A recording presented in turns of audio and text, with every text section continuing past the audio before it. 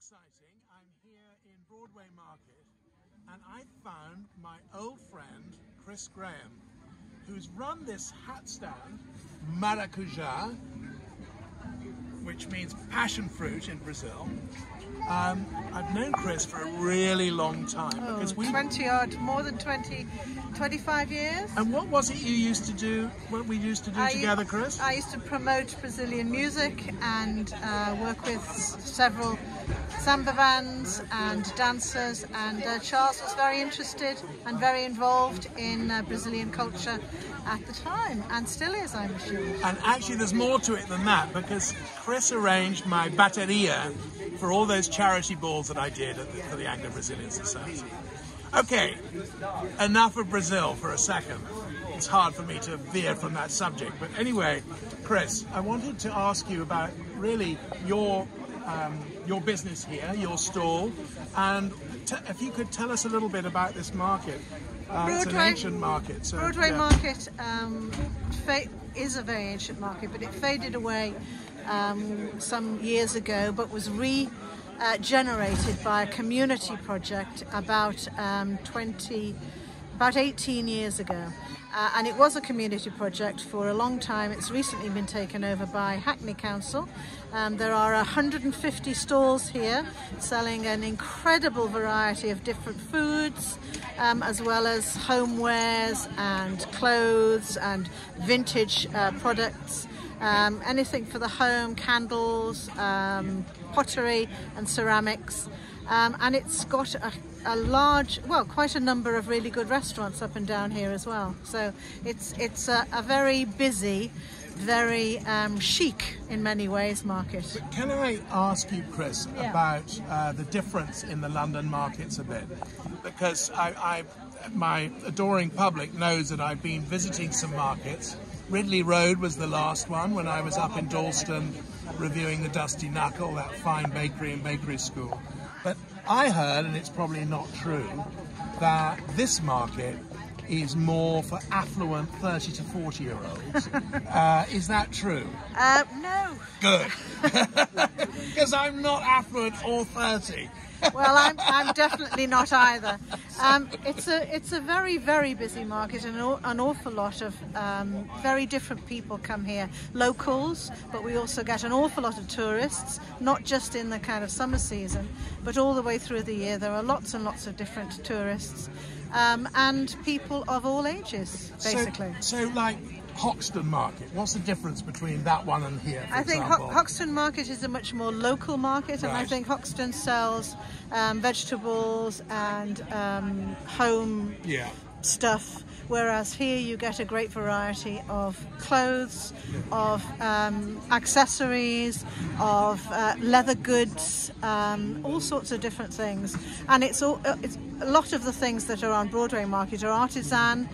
They're made, for example, I make things that I have here.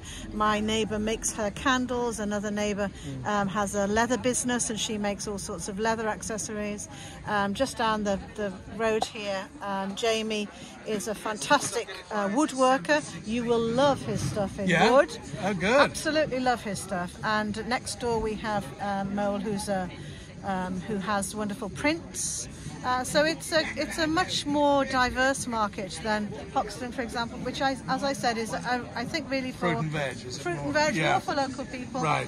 Ridley Road, I think, has got a lot more of the of that kind of stuff as well as yes, it's got a more West African feel about it. I think this one is a much more diverse market. So I have a friend in Brazil again. And he's actually the godfather of Clumsy Chemist, my daughter, the drum and bass DJ, and he is very keen on Hoxton, and he refuses to come and stay near me in southwest London. He always stays in Hoxton. Now, when he comes next, which markets, Chris, do you think that he should visit? Let's say in London in generally. So let's say maybe 4 markets. Which would you? Obviously this one to buy hats from you. But where else should he go? Definitely Borough Market. Yes. Borough Market again has a completely different feel about it. Borough Market is very definitely quality food, quality wines, and certainly has that kind of focus. Broadway Market is far more diverse. Certainly I would think Columbia Road Market is a place to go.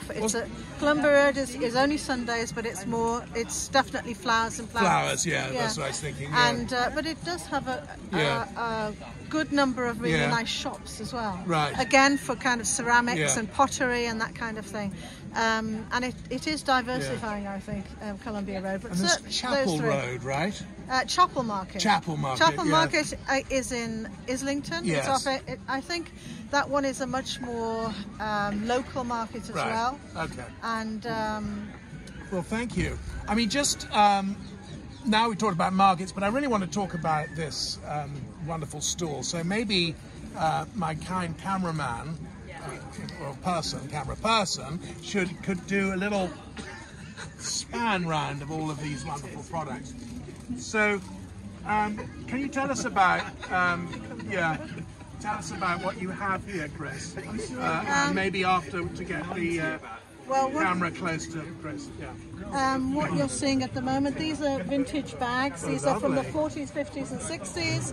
They're frequently, this one for example, I think is unused. Wow. And I have a ridiculously large collection Claire of would vintage like that bags. for Christmas. How much is it, Chris? I'll tell you later. Okay. Some of them I have completely refurbished. Oh, I love it. Are those crayfish outside? I'm not sure. Maybe they are. It's certainly Chinese. It's whatever you want it to be, probably. Yeah.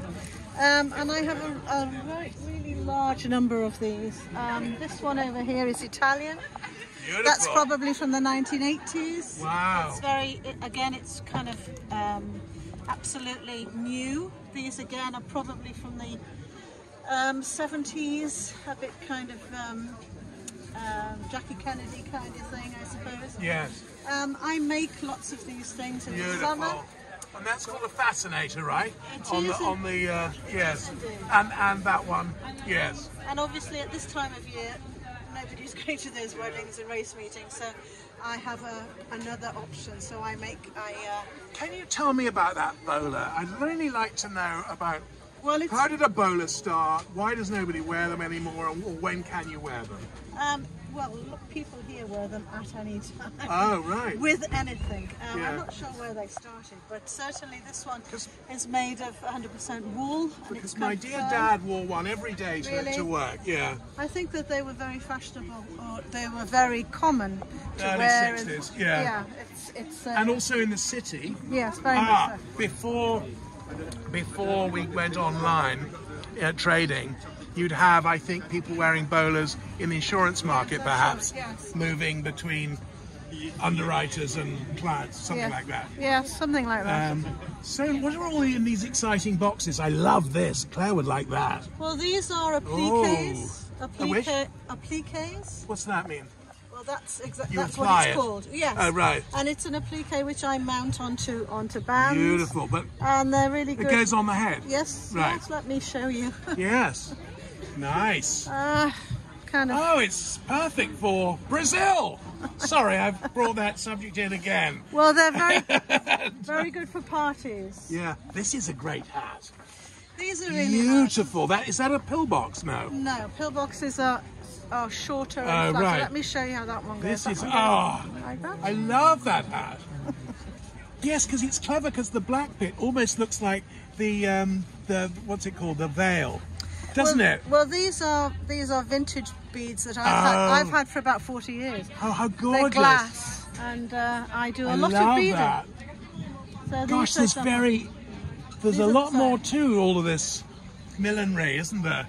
Well, indeed, and as I've got a huge collection of beads, which I'm trying to use at the moment. So that's very debutante-like, isn't it, for Hermione? That coming out ball. Well, or Lavinia, maybe. These are very popular at the moment for kind of Christmassy things. Fantastic, and I love your gloves. Are they from here too? Or no, these are from John Lewis, darling.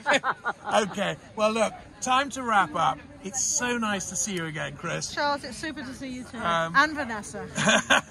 Okay, that's a wrap. That's a wrap. Hello, Pelham on Food is here. here in Broadway Market. I'm happy to have just met Gareth, who farms these mushrooms, and there are a lot of names here that I'm not familiar with. So Gareth, would you mind very kindly running us through what they are? Sure. And the flavour attributes? Yeah, definitely. So these are how we grow the mushrooms. So we grow them off blocks like this. Yes. So these are oyster mushrooms. Blocks of what, Gareth? So this is essentially a substrate, hardwood substrate, sawdust mainly. Right. And then we put a couple of additional things in there as well. To make them. Exactly. And then we add the mycelium. Basically, we sterilise it and then add the mycelium into the bag. And Mycelium, what's that? The mycelium is essentially the like the mushroom seed, the spore that spore. grows. And then once the mycelium has kind of colonized the substrate, you crack them open, and the mushrooms pop out. Wonderful. So these we've seen oysters. These are oysters. I really like these, which were king oysters. King oysters. They look the closest to Seps. Yeah. So they're all about the stalk on these ones. So that's what I'm going to buy from you at the end of this film. So this film won't be completely wasted. You will make a sale. Okay, tell us some more oysters again. So grey oysters. We've got shiitake. Shimeji. Now, how would you say? Tell me about, because I use these for cooking. How would you describe the shimeji mushroom? So the shimeji is more of like a garnish mushroom. Right. So like this is a bit of a mix. Lovely mix. For kind of a stir fry or a ramen, I would say. So you kind of add the shimeji in just at the end, like like it's really, really good for ramen. So you can make the ramen with the king oyster and the shiitake, and then just pop the shimeji in the hot water, in the boiling water, in the ramen, and they'll just cook right in there. I need to do that. I think I've moved now from just king oysters to I want the mix for the ramen. That's really good. Now, what else looks exciting? That's basically it, isn't it? Yeah. Then we've got some dried mushrooms here as well. That's lion's mane. Yeah. Have you got lion's? Which were lion's mane again? Lion's mane. Yeah. They're £10. Which was the? A sale has been made. You want one? No, it's used. Right, I don't want to get in the way of a sale. Okay, so where were the non-dried lion's mane? These ones. That one. These are the fluffy ones. Yeah. Okay. So this is basically the same product. Right. Just trying it out. Okay, come back to me. So I'm now going to buy something from Gareth, and I think it's a very interesting stall. These ones. That's a wrap. That's Bloody Mary. And guess what? Flavia is brasileira. Não posso fazer caipirinha? Claro, bem, muito bom. Okay, so now I'm going to try this. Daisy is true. 11. 11. 11 sobre 10. Muito obrigado.